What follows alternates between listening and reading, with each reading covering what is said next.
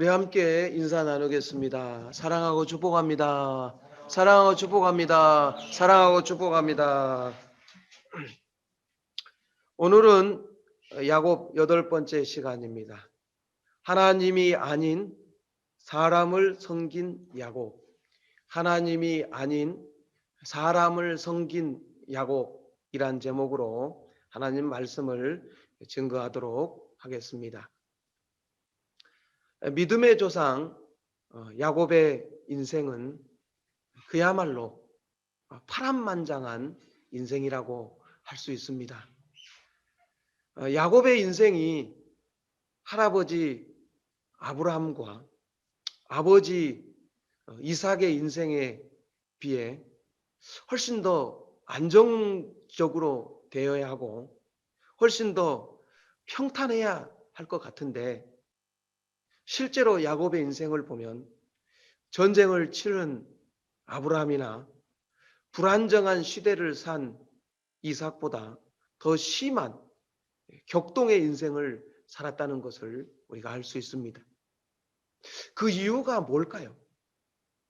그것은 야곱이 하나님이 약속하신 축복, 베델의 축복, 베델의 언약을 버리고 세상 속에서 풍성한 삶을 살려고 했기 때문입니다. 그래서 호세아서 6장 7절에 이렇게 증거합니다. 그들은 아담처럼 언약을 어기고 거기에서 나를 반역하였느니라. 베델의 언약을 버리고 세상에서 풍성한 삶을 살려고 했을 때 할아버지나 아버지보다 더 험악한 인생을 살게 되더라는 것입니다. 요즘 노인 세대, 요즘 고령 세대를 보면 그들의 인생은 그야말로 파란만장한 인생이라고 할 수 있습니다. 그들은 어린 시절에 일본 식민지를 거쳤고 한국 전쟁, 6.25 전쟁을 겪었습니다. 저희 아버님 살아계실 때 일제 식민지 시대 때 일본 순사가 와가지고 일 시켰다고 그런 얘기도 하고, 또 6.25 참전 용사입니다. 우리 아버지 세대들은 일본 식민지를 거쳤고 한국 전쟁 6.25를 거쳤습니다. 그 후에도 계속해서 격동의 세월을 살았습니다. 그러면 요즘 젊은 세대들은 어떻습니까? 요즘 젊은 세대들은 부모 세대보다 더 안정적이고 더 가치 있고 더 평탄한 삶을 살아야 할 것 같은데 실상은 그렇지 않습니다. 요즘 젊은 세대들 보십시오. 파란만장한 인생을 살고 있습니다. 그 이유가 무엇입니까? 요즘 젊은 세대들이 전쟁을 치른 세대들보다 더 거치고 더 파란만장한 삶을 살 수밖에 없는 것은 그들 마음속에 하나님이 없기 때문입니다. 하나님을 버리고 이 세상 속에서 풍성한 삶을 살려고 하기 때문에 할아버지나 아버지 세대보다 더 파란만장한 인생을 살 수밖에 없는 겁니다. 이사야서 30장 9절로 10절에 이는 패역한 백성이요 거짓말하는 자식들이요 여호와의 법을 듣기 싫어하는 자식들이라.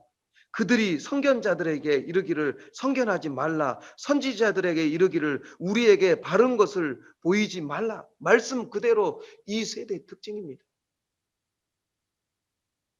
하나님 없이 이 세상에서 풍성한 삶을 살려고 하기 때문에 더 파란만장한 인생을 살 수밖에 없는 겁니다. 이것을 보면 야곱은 멀리 있는 것이 아니라 우리들의 인생이야말로 바로 야곱의 인생을 살아가고 있다고 말할 수 있는 것입니다. 우리는 절대로 야곱의 인생을 살아서는 안 됩니다.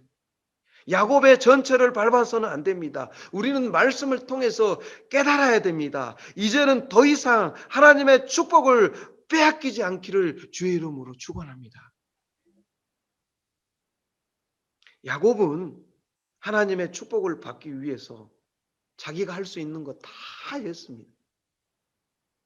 죽 한 그릇으로 형 에서와 흥정을 했습니다. 거래했습니다. 아버지를 속였습니다. 사기도 쳤습니다. 그러나 나타난 결과는 아무것도 없었습니다.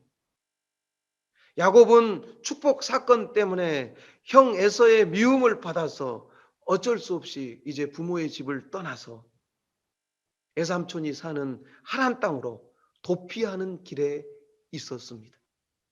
오늘 본문은 어떤 내용입니까? 야곱이 드디어 하란 땅에 도착하게 되는 내용입니다. 야곱은 하란 근처까지 왔습니다. 하란 근처에 이르렀을 때 하란에서 온 목자들을 만나게 됩니다. 4절과 6절을 보십시오. 야곱이 그들에게 이르되 내 형제여 어디서 왔느냐? 그들이 이르되 하란에서 왔노라. 야곱이 그들에게 이르되 너희가 나홀의 손자 나반을 아느냐? 그들이 이르되 아노라. 야곱이 그들에게 이르되 그가 평안하냐? 이르되 평안하니라. 그의 딸 라헬이 지금 양을 몰고 오니라. 야곱과 하란의 목자들과의 대화하는 내용을 보십시오. 아주 기가 막힙니다. 야곱이 하란 사람 나반을 찾는다. 하란 사람 나반을 찾는다는 것은 위에서 나시를 찾는 것과 똑같은 거예요. 위에서 김씨 찾는 일과 똑같은 거예요. 막막한 일입니다. 특히 이 목축하는 사람들은 매일 자리를 옮겨 다닙니다. 주소가 없습니다. 그런데 우물가에서 우연히 목자들을 만났는데 물어보니까 마침 하란에서 왔다는 거예요. 기가 막히지 않습니까? 그래서 혹시 나반을 아느냐, 나시를 아느냐 물어보니까 안다는 거예요.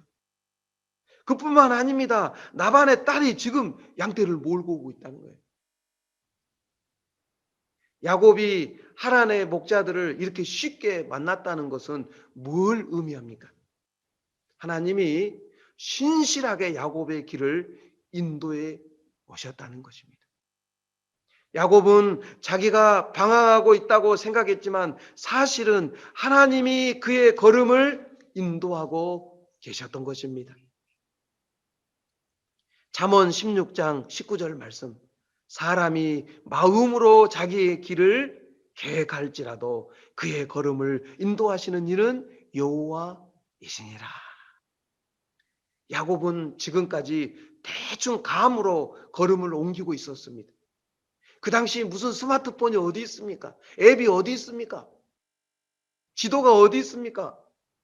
야곱은 지금까지 감으로 걸음을 옮기고 있었습니다. 그런데 중간에서 목자들을 만나서 확인해 보니까 너무나 정확하게 목적지를 향해서 달려왔다는 사실이 드러났습니다.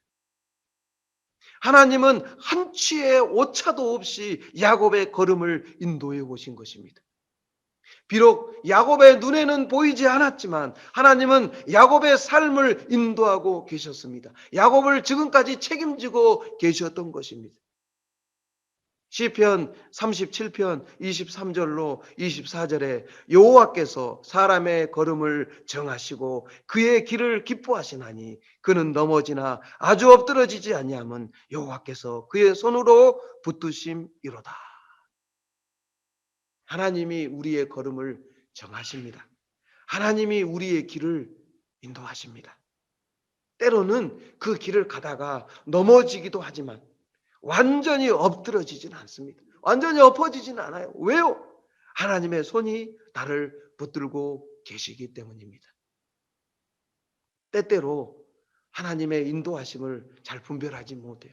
우리의 어려움이 뭡니까? 우리가 신앙생활하면서 어려운 점이 뭐예요? 때때로 하나님의 인도하심을 분별하지 못해서 내가 방황하는 순간이 있어도 하나님은 여전히 나와 함께 하십니다. 여전히 나와 동행하십니다. 여전히 나를 인도하십니다. 하나님의 인도하심은 떠나지 않습니다. 태양이 구름에 가려서 보이지 않는 것과 같은 겁니다. 사라진 게 아닙니다. 구름만 거치면 태양이 우리를 계속해서 비추고 있다는 사실을 발견하게 되는 겁니다. 내 눈이 어두워서 하나님의 인도하심을 발견하지 못할 뿐이지 하나님은 지금도 나를 인도하시고 나와 함께 하십니다. 영원히 함께 하실 것입니다. 하나님은 우리의 걸음을 어떤 방식으로 인도하십니까? 하나님이 내 인생을 인도하시는데 어떤 방식으로 인도하십니까? 하나님은 한 걸음 한 걸음 우리의 발걸음을 인도하십니다. 오늘 하루하루 순간순간 하나님의 인도하심을 성실하게 따라가다 보면 어느 날 마침내 하나님이 인도하기를 원하시는 바로 그 지점, 그 도달 지점, 그 목표 지점에 내가 서 있는 것을 발견하게 될 겁니다. 빌리 그레함 목사님과 함께 찬양 사역을 했던 킴 웍스라는 분이 있습니다. 이분은 시각 장애인입니다. 이분이 이런 간증을 했습니다. 사람들이 시각 장애인인 저를 인도할 때 1000m 앞에 뭐가 있다고 알려주는 사람 거의 없습니다. 사람들이 저를 인도하는 방법은 앞에 진흙탕이 있으니까 조심하세요.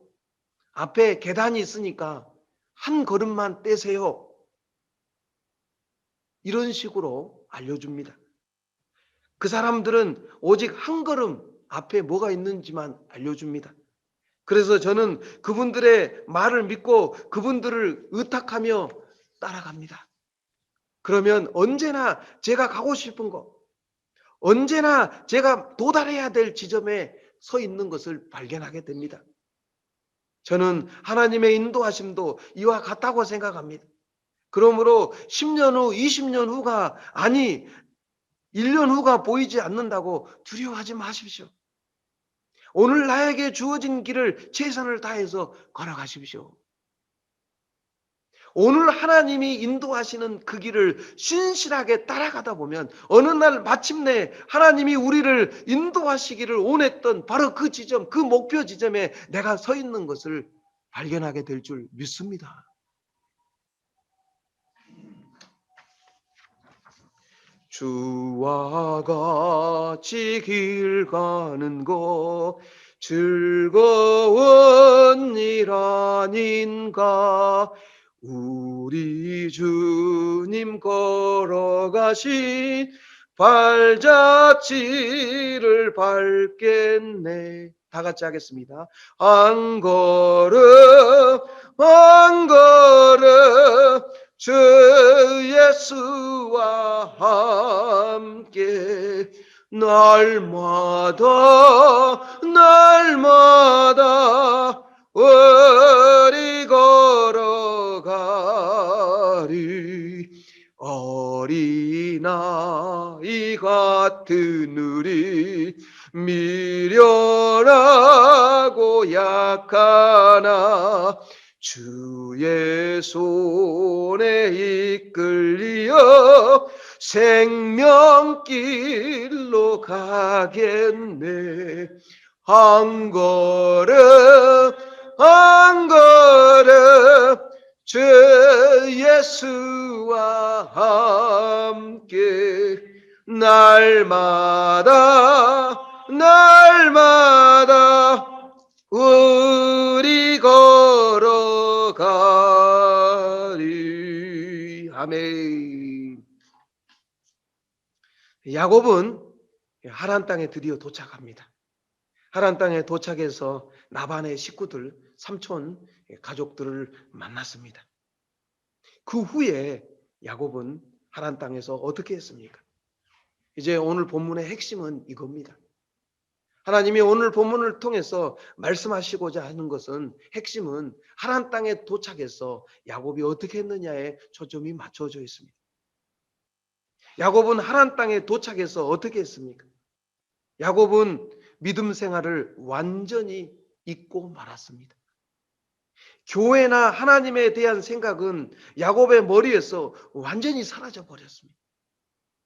야곱은 하란 땅에서 오로지 결혼하고 자식 키우고 재산 모으는데 모든 시간을 다 보내버렸습니다. 야곱이 하란 땅에서 한 일이라고는 오직 그것밖에 없었습니다. 오늘 본문 14절과 20절을 보십시오. 나반이 이르되 너는 참으로 내 혈육이로다 하였더라. 야곱이 한 달을 그와 함께 고주하더니 나반이 야곱에게 이르되 내가 비록 내 생질이나 어찌 그저 내 일을 하겠느냐. 내 품삯을 어떻게 할지 내게 말하라. 나반에게 두 딸이 있으니 언니의 이름은 레아요, 아우의 이름은 나엘이라. 레아는 시력이 약하고 나엘은 곱고 아름다우니 야곱이 나엘을 더 사랑함으로 대답하되 내가 에삼촌의 작은 딸 나엘을 위하여 에삼촌에게 7년을 섬기리이다. 나반이 이르되 그를 내게 주는 것이 타인에게 주는 것보다 나으니 나 함께 있으라. 야곱이 나엘을 위하여 7년 동안 나반을 섬겼으나 그를 사랑하는 까닭에 7년을 며칠같이 여겼더라. 어디다가 미주를 치냐면 에삼촌에게 7년을 섬기리라. 7년 동안 나반을 섬겼다. 이렇게 거기다가 미주를 치시기 바랍니다. 야곱은 하란 땅에서 어떻게 살아야 됩니까? 믿음으로 살아야 됩니다. 쓸데없는 생각하지 말고 하란 땅에서 믿음으로 살아야 됩니다. 야곱이 믿음으로 산다는 것은 무엇입니까? 하나님을 모르는 하란 사람들에게 하나님 백성의 모습이 어떤 것인지 보여주는 겁니다. 하나님이 야곱에게 원하신 것이 무엇입니까? 집에서 비록 쫓겨왔을지라도, 형 에서를 피해서 쫓겨왔을지라도 하란 땅에서 선지자의 역할을 감당하기를 원하셨던 것입니다. 나반의 식구들에게 하나님 말씀을 전해야 됩니다. 하나님을 섬기는 법을 가르쳐 줘야 됩니다. 하나님의 축복을 받을 수 있는 길을 설명해 줘야 됩니다. 하나님이 야곱의 걸음을 인도하신 것은 믿음의 반응을 기대하셨기 때문입니다. 내가 너의 삶을 인도하고 있다. 내가 너의 삶을 책임지고 있다. 너는 모르고 걸어왔지만 나는 정확하게 너의 인생을, 너의 삶을 인도하고 있다. 그러니까 이제 이곳에서 믿음으로 행동해야 된다. 내 멋대로 계약을 맺거나 내 멋대로 의무를 뒤집어 써서는 안 된다. 하란 땅에서 선지자로서 역할을 감당해야 된다. 너의 인생을 통해서 내가 살아있음을 보여줘야 된다. 하나님이 원하신 것은 바로 그거였습니다. 그러나 야곱은 하란 땅에서 어떻게 살았습니까? 어떻게 행동했습니까? 야곱은 하란 땅에서 하나님의 약속을 잊어버렸습니다. 베델의 축복, 베델의 언약을 잊어버리고 하나님을 떠난 생활을 했습니다. 하나님은 야곱을 사랑하셨지만 야곱은 자기 아내와 돈을 사랑했습니다. 호세아서 12장 12절에서 야곱의 인생을 이렇게 평가하고 있습니다. 옛적에 야곱이 아람들로 도망하였으며 이스라엘이 아내 얻기 위하여 사람을 섬기며 아내 얻기 위하여 양을 쳤고, 이것이 야곱에 대한 성경의 평가예요. 야곱은 하나님을 섬긴 것이 아니라 사람을 섬겼다는 겁니다. 하나님의 선지자가 하나님의 종이 사람의 종이 되어버린 겁니다. 야곱은 한 번 한다고 마음 먹으면 기어이 하고야 마는 기질을 가지고 있습니다. 야곱은 어떤 희생을 치르더라도 자기가 생각하는 거 움켜져야 만족하는 성격입니다. 야곱은 비록 도망쳐서 하란으로 오기는 왔지만 어느 누구에게도 돈 한 푼 빚진 것이 없는 자유인입니다.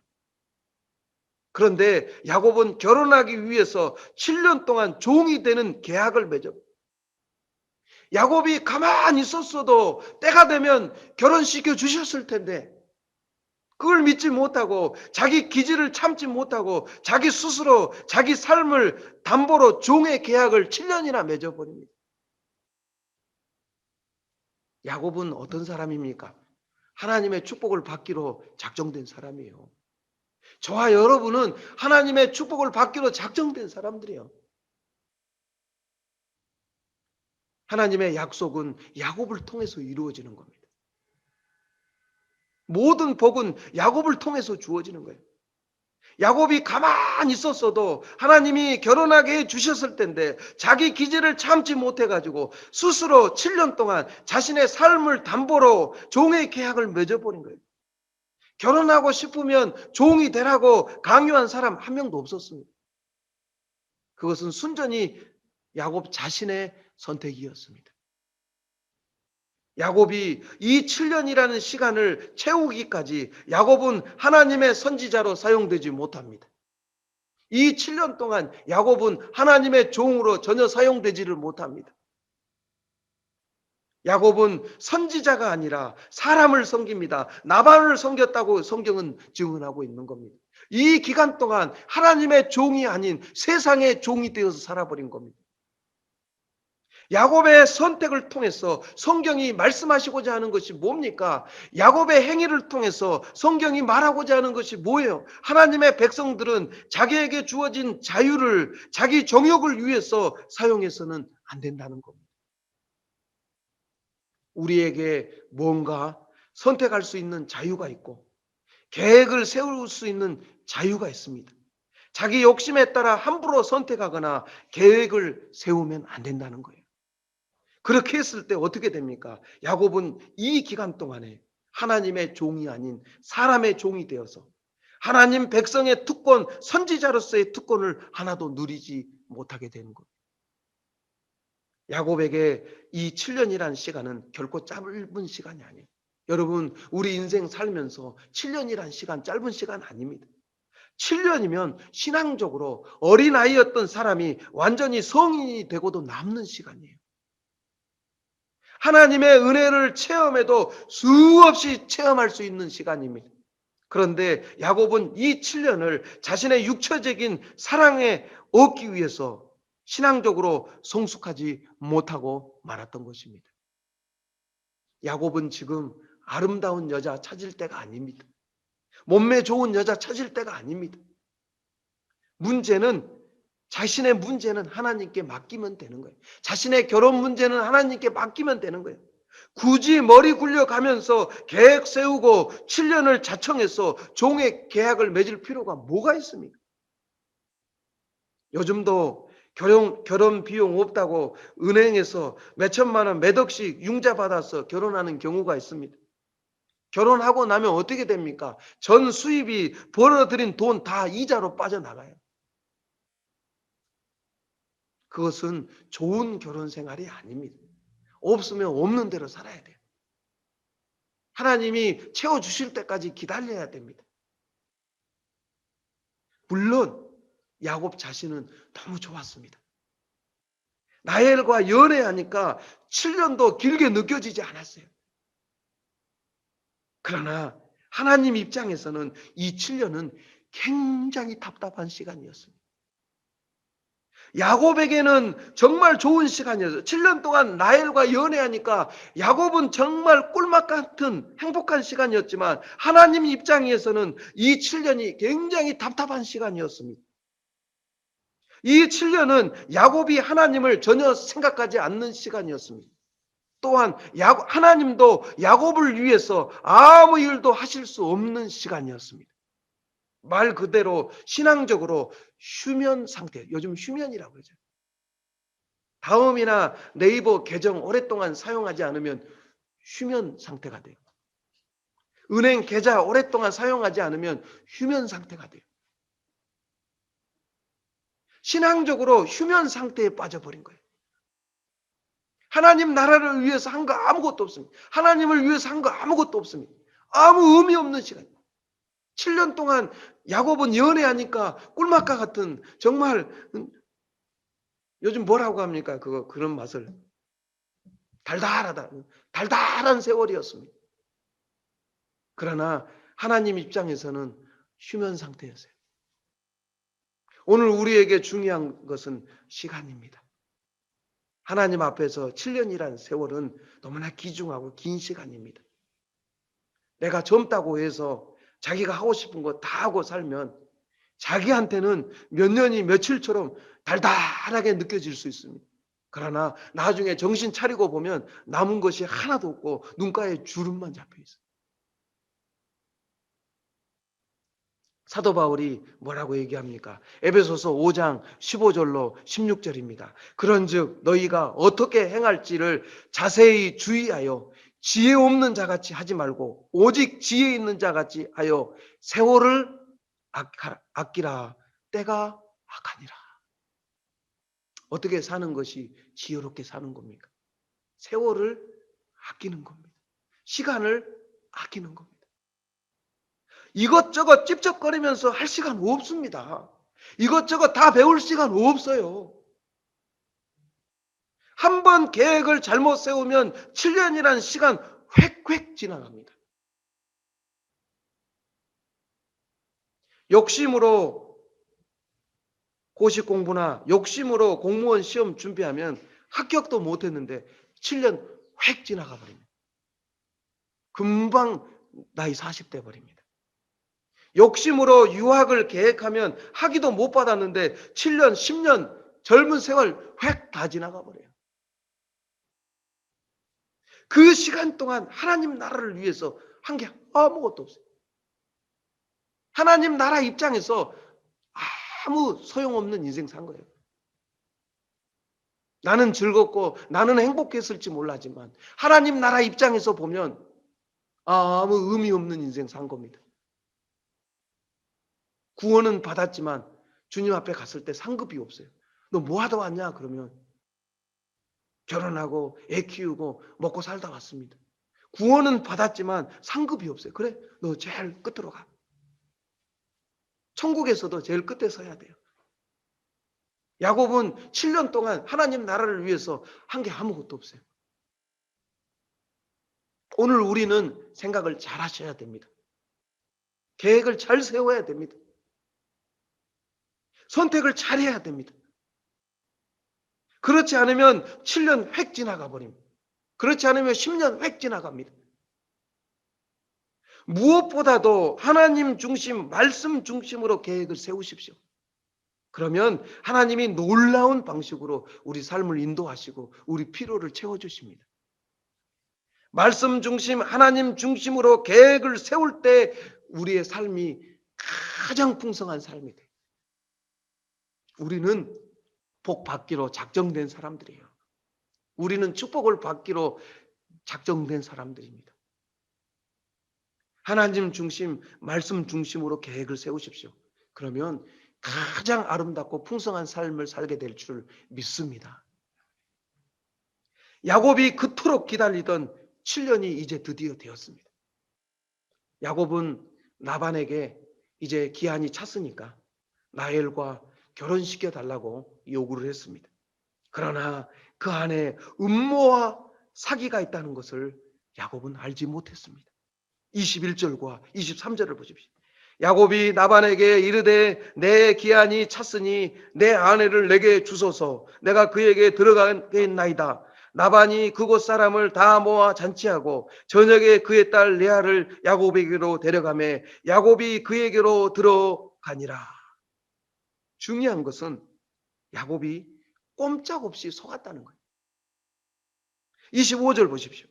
야곱이 아침에 보니 레아라 라반에게 이르되 애삼촌이 어찌하여 내게 이같이 행하셨나이까.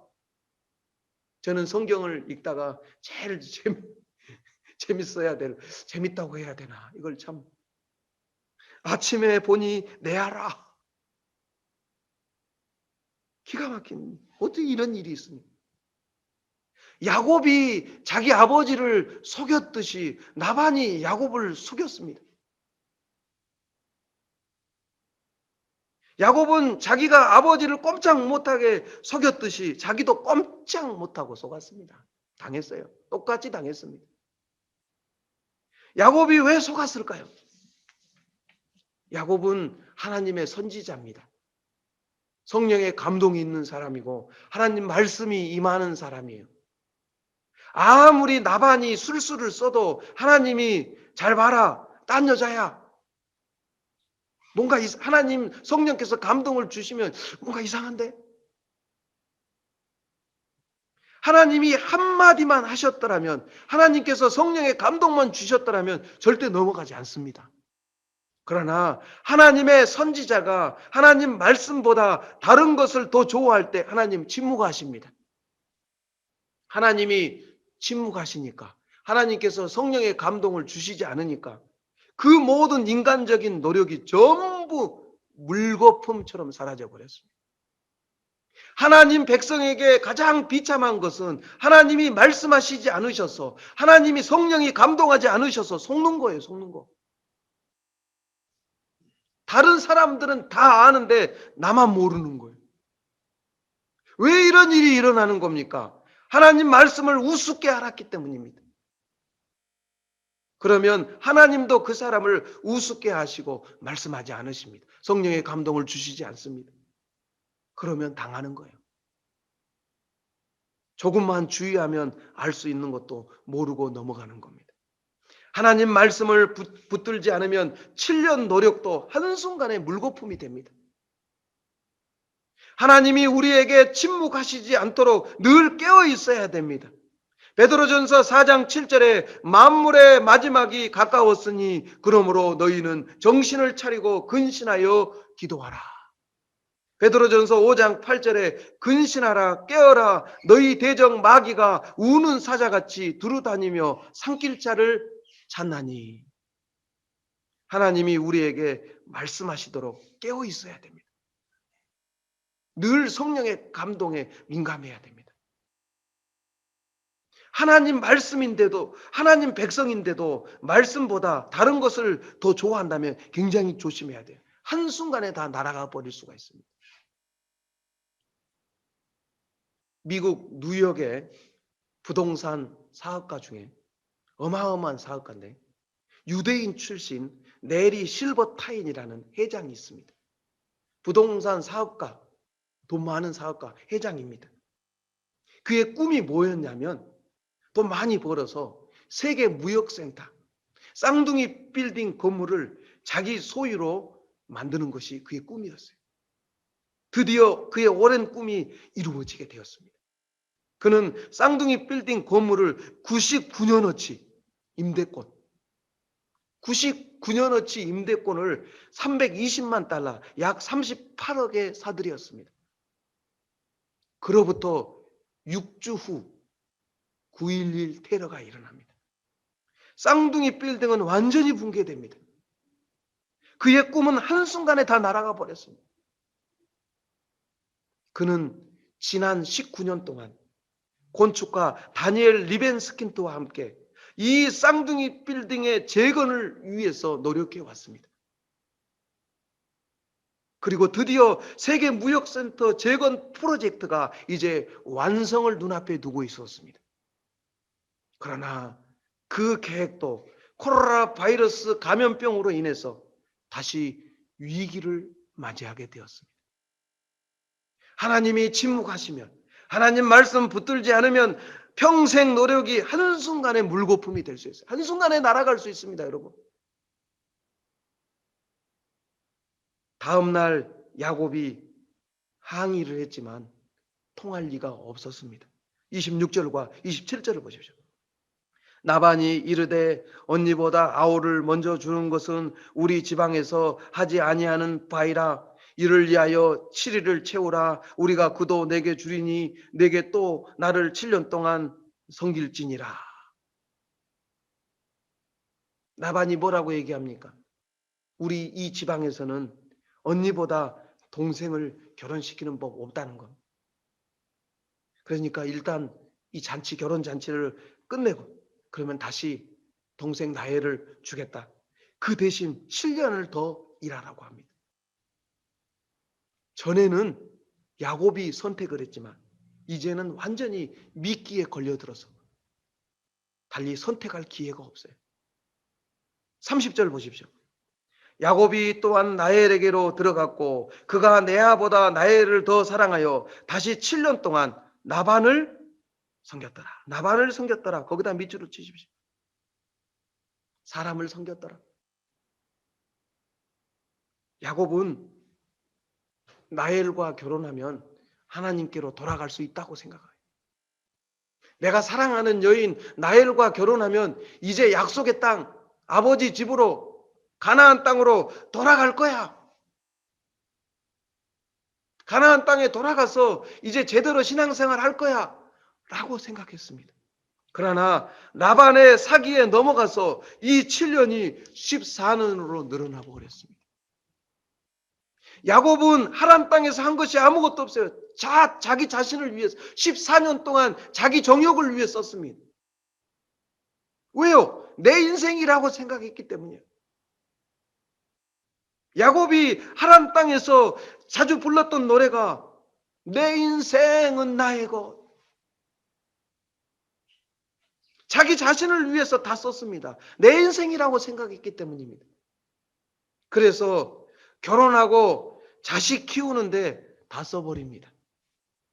자식 키우고 애들 키우고 돈 버는데 인생을 다 써버립니다. 하나님 나라를 위해서 한 거 아무것도 없습니다. 베델의 하나님을 잊어버렸습니다. 베델의 축복을 잊어버렸습니다. 베델의 언약을 잊어버리고 결혼하고 애 키우고 돈 버는데 하나님께서 전부 시간을 다 탕진해버렸습니다. 하나님 나라를 위해서 한 거 아무것도 없습니다. 야곱이 하나님 땅에서 그토록 고생하면서 긁어 모았던 그 재산들, 이제 앞으로 계속 야곱의 인생을 살펴볼 텐데 야곱의 재산이 계속 불어납니다. 그토록 야곱이 긁어 모았던 것은 결국 뭡니까? 원래 하나님이 주시려고 했던 거예요. 원래 하나님이 주시려고 했던 겁니다, 여러분. 그런데 그것을 자기 힘으로 얻으려고 그토록 고생한 거예요. 우리식으로 얘기하면 그토록 개고생한 거예요. 나중에 야곱이 뭐라고 얘기합니까? 이집트 바로 앞에 가가지고 나 험악한 인생 살았습니다. 파란만장한 인생 살았습니다. 라고 고백합니다. 원래 하나님이 주시려고 했던 것을 자기가 얻으려고 몸부림치면서 개고생해 가면서 얻었던 결국 파란만장한 인생이었다는 거예요. 만약 야곱이 자기 욕심에 빠지지 않고 하란 땅에서 믿음으로 살았더라면 하란 땅에서 최고로 아름다운 삶을 살 수 있었을 겁니다. 하나님의 선지자로서 특권을 누리면서 살았을 겁니다. 하나님의 종으로서 특권을 누리면서 살았을 것입니다. 오늘 본문이 우리에게 보여주시려고 하는 게 뭡니까? 하나님 백성들은 자기에게 주어진 자유를 자신만을 위해서 쓰지 말라는 겁니다. 하나님 백성들은 자신에게 주어진 자유를 자기 정욕을 위해서, 자기 욕심을 위해서 쓰지 말라는 겁니다. 갈라디아서 5장 13절에서 사도 바울이 뭐라고 얘기합니까? 형제들아, 너희가 자유를 위하여 부르심을 입었으나 그러나 그 자유로 육체의 기회를 삼지 말고 오직 사랑으로 서로 종노릇하라. 복음은 죄로부터 자유를 가져왔어요. 우리가 예수님 만나기 전에 죄의 종이었습니다. 죄의 노예였습니다. 마귀의 종이었고 마귀의 노예였습니다. 십자가는 우리를 자유인으로 만들었습니다. 이제 죄로부터 자유, 죄의 노예로부터 자유, 마귀의 종, 마귀의 노예로부터 자유를 얻었습니다. 이제 하나님을 마음껏 섬길 수 있는 자유를 얻었습니다. 그 자유로 육체의 기회를 삼지 말라는 거예요. 다시 말해서 자신의 정욕을 채우기 위해서 자유를 낭비하지 말라는 거예요. 결혼하고 애 키우고 먹고 살기 위해서 일하는 게 나쁘다는 얘기 아닙니다. 그게 전부가 아니라는 거예요.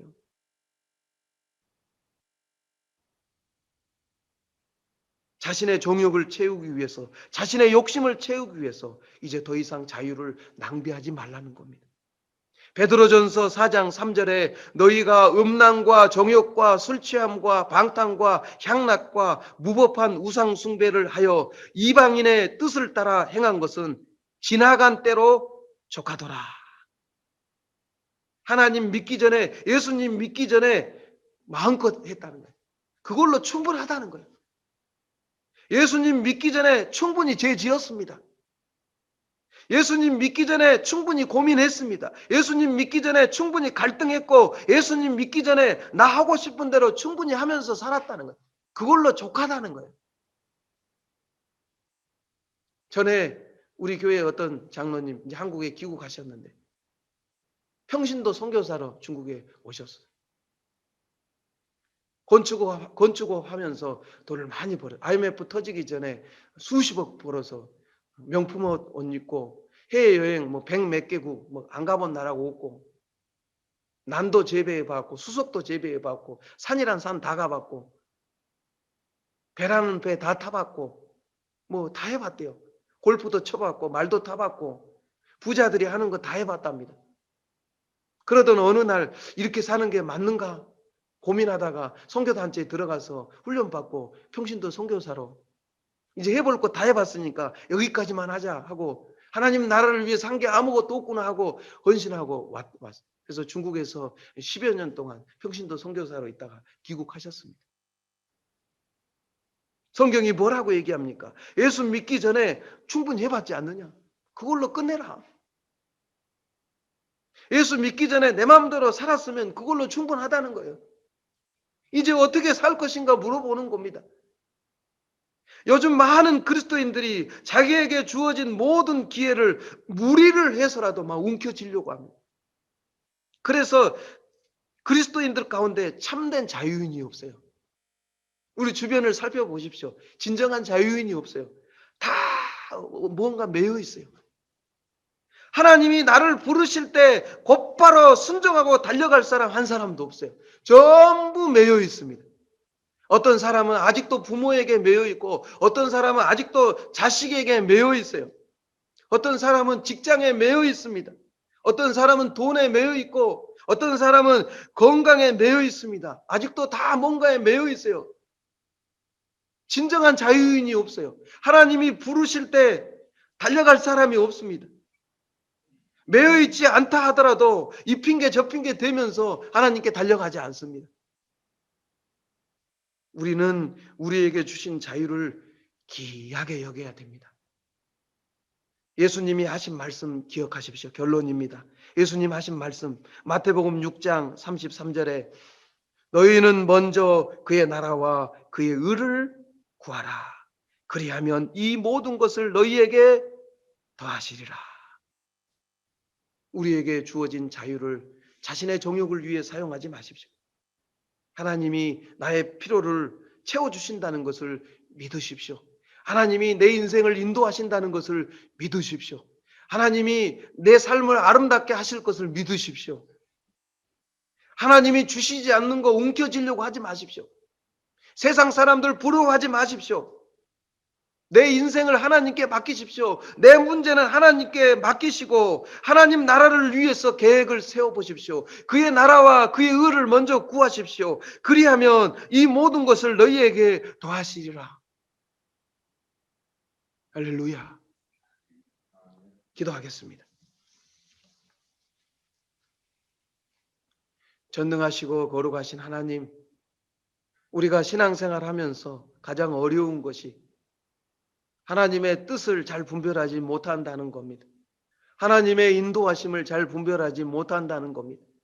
때로는 방황하고 때로는 넘어지지만 그럼에도 불구하고 하나님은 여전히 나와 함께 하시고 나의 인생을 인도하고 계시는 줄 믿습니다. 오늘 하루하루 순간순간 인도하시는 하나님의 인도하심을 따라 나아갈 때 어느 날 마침내 하나님이 인도하시는 그 목표 지점에 내가 서 있는 것을 발견하게 될 줄 믿습니다. 하나님은 나를 위해서 위대한 계획을 가지고 계시고 예비해 놓으신 무궁무진한 축복이 있는 줄 믿습니다. 이 세상 바라보며 부러워하며 살아가는 것이 아니라 하나님의 신실하심을 믿고 하나님 안에서 가장 아름답고 가장 풍성한 삶을 사는 성도들이 되게 하여 주옵소서. 우리에게 주어진 자유를 정욕을 위해서 채우는 것이 아니라 하나님 나라의 선지자로서 진정한 자유인으로서 먼저 그의 나라와 의를 구해서 하나님 앞에 위대하게 쓰임받는 하나님 나라를 위해서 아름답게 쓰여지는 성도들이 되게 하여 주옵소서. 예수님의 이름으로 감사하며 기도하옵나이다. 아멘. 지금은 우리 주 예수 그리스도의 은혜와 하나님 아버지의 지극하신 사랑과 성령님의 교통 보호 충만 인도하심이 하나님 나라의 자유인으로서 우리의 주어진 인생을 하나님 나라를 위해서 쓰므로 말미암아 하나님 앞에 위대하게 쓰임받기를 원하는 하나님의 백성들 머리 위에 저들 가정과 다니는 직장 위에 가정에서 멀리 떨어진 곳에서 예배드리는 경제하님 교회 모든 성도들 머리 위에 우리 대한민국과 이 중국 땅 위에 지금 영원토록 함께 계시기를 간절히 축원하옵나이다. 아멘.